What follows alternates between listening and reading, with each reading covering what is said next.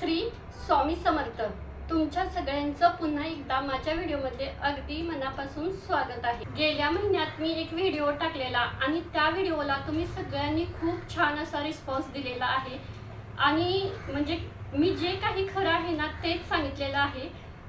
त्यामध्ये ना मला एवढ्या कमेंट आलेत आणि त्या सगळ्या माझ्यासारख्या सर्वसामान्य 35 ते 40 या वयाच्या असणाऱ्या बऱ्याच ताईंच्या आहेत आणि बऱ्याच ताईंचं असं मत आहे की ताई आम्ही सुद्धा खूप टेन्शनमध्ये आहे, डिप्रेशनमध्ये आहे, काय करावं काहीच सुचत नाही, कसं बाहेर पडावं काहीच कळत नाही।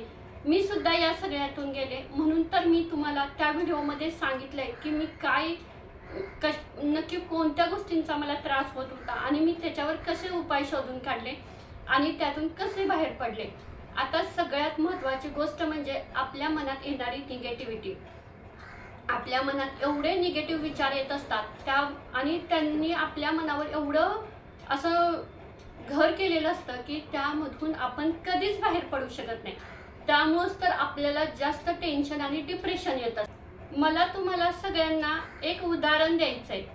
परवा ना माझ्या बाबतीत एक गोष्ट घडली ती मला तुम्हाला सांगायची आहे। काय झालं, मी खूप छान असा व्यवस्थित सगळं तयार होऊन व्हिडिओ शूट केला आणि नंतर मला म्हणजे व्हिडिओ तर खूप छान झालेला, मला माहिती होतं कारण मी त्यावर खूप कष्ट घेतलेलं।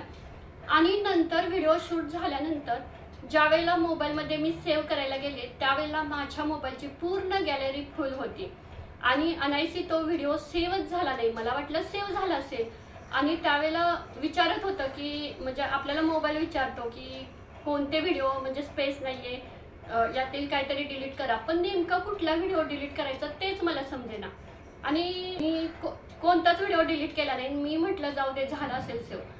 आणि परत मी एडिटिंग करायच्या वेळेला गेले, बघते, शोधते मला माझा व्हिडिओच सापडेना आणि त्यावेळेला माझ्या लक्षात आलं, अरे बापरे, मी या गॅलरीत तो व्हिडिओ शोधताना माझ्या असं लक्षात आलं की या गॅलरीत मी मला नको असलेले कितीतरी व्हिडिओ आणि फोटो तसेच ठेवलेले आहेत। मग यात सगळ्यात चुकी कोणाची, माझीच ठरली ना। मी इतरांना आणि त्यावरून माझ्याशी खूप चिडचिड झाली आणि त्याचा राग आपल्या घरात इतर ठिकाणी आपला निघत असतो। पण ही सगळी चुकी माझी होती, कारण मी ज्या वेळेला व्हिडिओ एडिटिंगचं किंवा व्हिडिओ शूटिंगचं काम करते मला माहिती आहे की हा माझा व्हिडिओ चुकलाय, हा नाहीये बरोबर, त्याच वेळेला मी तो डिलीट करायला पाहिजे होता, पण मी तसंच ठेवलं। मग त्यामुळे माझ्या मोबाईलचे मेमरी फुलच होणार ना। मग यात मी दुसऱ्यांना दोष नाही देऊ शकत, हे आपलं स्वतःचं काम आहे। चुकी मला ॲक्सेप्ट करणं गरजेचंच होतं। याचा परिणाम असा झाला की मी एवढा छान व्हिडिओ शूट केलेला तो सेव्ह पण झालेला नाही आणि मी जे कष्ट घेतलेलं, जी मेहनत घेतलेली ती पूर्णपणे वाया गेली। बऱ्याच वेळेला आपल्या बाबतीतही हेच होतं आणि माझ्या बाबतीतही बऱ्याच वेळेला हेच व्हायचं। काय व्हायचं, डोक्यात एवढे निगेटिव्ह विचार, आपल्या भूतकाळात झालेल्या चुका, कोण काय बोललेलं तेच डोक्यात। मी असं करून सुद्धा मला ती तशी बोलली, हा असा बोलला, म्हणजे ना तुम्हाला तर माहिती आहे आपल्या महिला वर्गांचा प्रश्न आणि जास्तीत जास्त आपल्याला आपल्या घरातील आजूबाजूंचा म्हणजे असं याच सगळ्या माणसांचा त्रास होत असतो आणि आपण ना त्याच विचारात राहत असतो। आपण त्यातून बाहेर पडायलाच मागत नाही। जोपर्यंत आपण या गोष्टीतून बाहेर नाही पडणार तोपर्यंत आपण म्हणजे पुढे जाणार नाही। मी म्हणत नाही पुढे जाणं म्हणजे काय हो, काम करणं, जॉब करणं किंवा आपल्या एखाद्या व्यवसायात गुंतवून घेणं एवढंच असतं का? नाही। तुम्ही जो तुमचा आवडता छंद आहे, बऱ्याच जणांना पुस्तक वाचायचा छंद असेल, बऱ्याच जणांना गाणी म्हणायचा छंद असेल, तुम्ही वेळेतला वेळ काढून या सगळ्यांच्याकडे लक्ष द्या। मी ना एवढं बिझी शेड्यूल असतं पण रोज काही का होईना कमीत कमी 10 ते 15 मिनिटं काही ना काहीतरी मोबाईलवर म्हणजे पुस्तक वाचत असते। कारण असं पुस्तक विकत आणा, वाचा, त्यात किती व्याप आहे। त्यापेक्षा ना मी मोबाईलवर 1-2 पुस्तकं डाउनलोड केलेली आहेत आणि ती मला थोडासा वेळ मिळाला ना मी वाचून घेते। काय होतं, आपण ज्यावेळेला असं काही वाचत असतं, आपल्या आवडीचं काहीतरी करत असतो ना, त्यावेळेला आपलं मन त्यामध्ये गुंतलं जातं। म्हणून मला ना त्या सगळ्या ताईंना, आणि हा सगळा महिला वर्गांचाच प्रॉब्लेम आहे, पुरुष वर्गांचा नाही, कारण त्यांना जॉबचं, बाकी घराचं, त्यांना सगळं मॅनेज करायचं असतं। त्यामुळे त्यांना ना ह्या घरातल्या गोष्टींचं किंवा हा काय बोलला, तो काय बोलला, असं पुरुष लोक कधी टेन्शन घेतात का हो? आपण महिलाच का घेतो? तुम्ही ऑब्झर्व केलं असेल की आपल्या घरात किंवा आजूबाजूला असे बरेच पुरुष लोक असतात, त्यांना कशाचं त्यांना टेन्शन असतं, आपल्यापेक्षा त्यांना जास्त टेन्शन असतं. पण कशाचं असतं, घर कसं मॅनेज करायचं, काय काय बाकीच्या म्हणजे बाहेरचं जॉबचं टेन्शन असतं, कारण ते बाहेर जॉबसाठी असतात, त्यांच्या व्यवसायाचं टेन्शन असतं. आपण काय, मला हे असं का बोलले, मला ते, म्हणजे नको असलेल्या गोष्टींचाच आपण जास्त विचार करत असतो. जोपर्यंत तुम्ही तुमच्या मनातले ना निगेटिव्ह विचार बाहेर काढू शकत नाही ना, तोपर्यंत तुम्ही तुमच्या डिप्रेशनमधून, टेन्शनमधून कधीच बाहेर पडणार नाही. जी परिस्थिती तुमच्यावर आलेली आहे तिचा पहिल्यांदा स्वीकार करायला शिका. जोपर्यंत आपण आपल्या परिस्थितीचा स्वीकार करत नाही ना, तोपर्यंत आपण पुढे जाऊच शकणार नाही. आपली मेंटॅलिटी अशी झाली की आपल्याला जी परिस्थिती आली ना त्याचा आपण स्वीकार करायला मागत नाही, त्यामुळं आपण या सगळ्या गोष्टींमध्ये जात असतो. तुम्हाला अजून एक उदाहरण सांगते. एक गाव असतं, त्या गावात ना ओढा, तुम्हाला तर माहित आहे, प्रत्येक गावाला ओढा असतोच, म्हणजे गावाच्या मध्ये तरी असतो किंवा गावाच्या कडेला तरी असतो, पण ओढा प्रत्येक गावाला ठरलेला असतो. त्या ओढ्याच्या ठिकाणी बरीच घरं असतात. मग बऱ्याच लोकांना, आता गावाकडे आपण राहतोय, आम्ही पण हे म्हणजे आमच्या पण गावाला आहे, आम्ही पण हे केलेलं आहे, असं काही नाहीये की आम्ही खूप स्वच्छ. त्यावेळेला तसं म्हणजे जसं असेल तसंच असायचं. काय होतं, म्हणजे ओढा असं पूर्ण गावातून वाहत असतो. ज्या वेळेला पाणी नसतं त्यावेळेला काय असतं, जसं आपल्या घरातला कचरा निघेल, काही निघेल, ते सगळं ओढ्यात टाकायचं. ती एक सवय लागलेली असते. आहे ओढा सार्वजनिक आहे, टाका ओढ्यावर, टाका ओढ्यावर. याचा परिणाम काय होतो, तो कचरा एवढा त्या ओढ्यावर घट्ट पकडून म्हणजे घट्ट राहतो ना, रोज रोज कचरा टाकून खालचा कचऱ्याचा थर असा वाढत वाढत एकदम तो पॅक होऊन जातो. आणि याचा परिणाम काय होतो, आता बरेच लोक, सगळेच लोक कचरा टाकतात असं मी म्हणत नाही. काही लोक कचरा टाकतात, काही लोक टाकत नाही. जे टाकत नाही त्यांच्या तिथं ओढा स्वच्छ असतो, पण जे टाकतात ते तुम्हाला तर माहिती आहे. तुम्ही गावाला गेला, तुम्ही बऱ्याच वेळेला हा बघितला असेल, ज्या वेळेला खूप जोराचा पाऊस येतो ना त्यावेळेला त्या ओढ्यातून पाणी व्हायला सुरुवात होतं. आणि काय होतं, ज्या ठिकाणी ओढा स्वच्छ असतो, ज्या ठिकाणी कचरा टाकलेला नसतो, थोडाफार जरी कचरा असला तरी पाण्याच्या जास्त मोठ्या प्रवाहानं तो सगळा वाहून जातो. आणि ज्या ठिकाणी कचरा पूर्ण जाम झालेला असतो, म्हणजे महिने टाकून ठेवलेला असतो, त्या ठिकाणी कचरा एवढा जाम झालेला असतो की त्या पावसाच्या पाण्याने तो जातच नाही. त्याचा परिणाम काय होतो, ओढा पलटतो.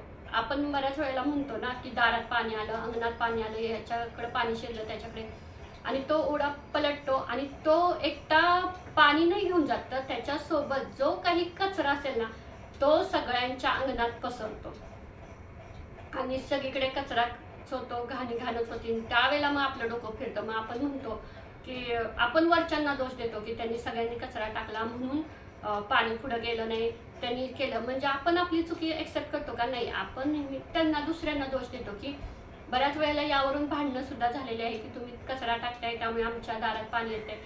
पण तुम्ही हा विचार केला का की तुम्ही आधी जो कचरा टाकलेला होता त्याचा थर जाम झालेला, ते खाली पूर्ण कचऱ्यानं भरत आलेलं, त्यामुळे त्याच्यावरून पाणी गेलं नाही ना. जर आपल्या इथं जर व्यवस्थित स्वच्छ असतं तर येणारं पाणी पटकन आपल्या इथून पण पुढे गेलं असतं. आता याचा परिणाम याचा संबंध आपल्या मनाशी सुद्धा आहे. आपण आपल्या मनात ना एवढे म्हणजे कितीतरी वर्षानुवर्षाचे एवढे निगेटिव्ह विचार, वाईट आपल्याला कोण काय बोललेलं, कोणी आपल्याला काय बोललेलं किंवा कोणी आपल्याबद्दल वाईट विचार केलेला, आपल्या आयुष्यात भूतकाळात ज्या वाईट गोष्टी झालेल्या, एखाद्यानं आपल्याला त्रास दिलेला किंवा काही असेल, ते आपण एवढं मनात साठवून ठेवलंय आणि कधीतरी असा त्याचा उद्रेक होतो आणि मग परत त्याच गोष्टींचा आपण टेन्शन आणि विचार करत बसतो. माझ्या पण मनात असे बरेच विचार यायचे आणि ना मी सगळ्यांचा विचार करत बसायची की मला हे असं बोलतंय, मला ते तसं बोलतंय, आणि खूप असं टेन्शन, डिप्रेशन यायचं. त्यावेळेला ना मला माझ्या मामांनी ना खूप छान वाक्य एक सांगितलेलं.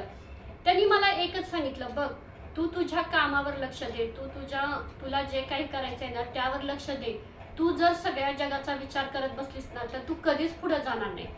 ठीक आहे, मी बऱ्याच वेळेला म्हणायचे, अहो हे सगळे आपलीच माणसं आहेत. मग ते मला नेहमी म्हणायचे, बोलू दे ना, तू त्यांच्याकडे लक्ष देऊ नको, तू त्यांच्यापर्यंत पोहोचू नको, तू त्यांच्यापर्यंत पोहोचली नाहीस तर तुला कुठल्याच गोष्टीचा त्रास होणार नाही.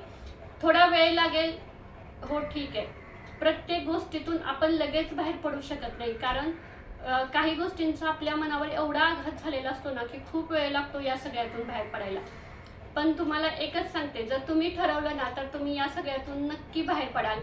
जोपर्यंत ठीक आहे, आता बऱ्याच ताईंचा कॉमन प्रॉब्लेम मला तर माहिती आहे, कारण मी सुद्धा त्या परिस्थितीतून जात असते. माझी प्रत्येक ताई त्या परिस्थितीतून जात असते. कितीही घरी सुख संपत्ती असली, वैभव असलं, पैसा सगळं सगळं असलं तरी प्रत्येक जण कुठं ना कुठं तरी मनाच्या कोपऱ्यात सुखी नाहीये. हे मला कारण कसं आहे, मी पण एक महिलाच आहे, त्यामुळे मला ह्या गोष्टीची जाणीव आहे. पण मला एक सांगायचं आहे ती परिस्थितीचा स्वीकार करून आपल्याला पुढे गेल्याशिवाय पर्याय नाही. आपण जर तोच विचार करत बसलो की मला सगळे बोलतायत, मला पुढे जाऊन देत नाहीत, मी कितीही केलं तरी मला त्रास होतोय, तर ना तुम्ही यातून कधीच बाहेर पडणार नाही. जोपर्यंत तुम्ही ना ठीक आहे, आपल्याला त्रास होतोय ना, तुम्ही एकच लक्षात ठेवा, हा एवढा त्रास होतोय ना मला, एक ना एक दिवस अशी वेळ येणार आहे की या सगळ्यातून मी बाहेर पडणार आहे.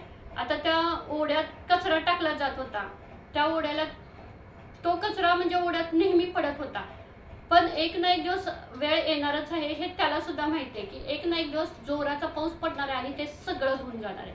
अगदी तसंच आहे, आपण ना जोपर्यंत ना आपण सुद्धा हेच लक्षात ठेवायचं की एक ना एक दिवस माझ्यावर सुद्धा चांगली वेळ येणार आहे, मी या सगळ्यातून बाहेर पडणार आहे. ठीक आहे, आता ती वेळ कधी येते, काय येते ते आपल्याला माहित नाही, पण आपण आजचा वेळ काय वाया घालवायचा, कालच्या गोष्टी कालच विसरून जाऊया ना आणि आज पुन्हा एकदा नव्याने सुरुवात करूया. बऱ्याच वेळेला कमेंट येतात की ताई तुम्ही खूप छान बोलता, खूप छान सांगता. मी बोलायला सांगायला का लागले, कारण मी तेवढं सहन केलंय, मला तेवढा आघात झालेला आहे आणि मी त्या सगळ्यातून बाहेर पडले.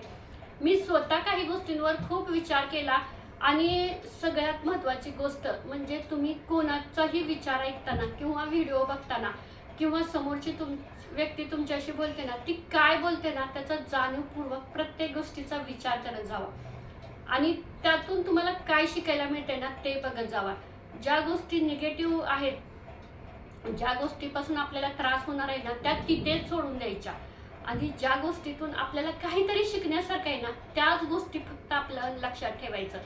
जसं मोबाईलमध्ये नको असलेले व्हिडिओ फोटो आपण डिलीट करतो, अगदी तसंच आहे आपल्या मनात असणारे, कारण आपलं ही डोकं त्याचाही एक स्पेस आहे. तुम्ही भरताय पण त्यातून किती बाहेर काढून टाकलं हे सुद्धा तुमच्यावर अवलंबून आहे.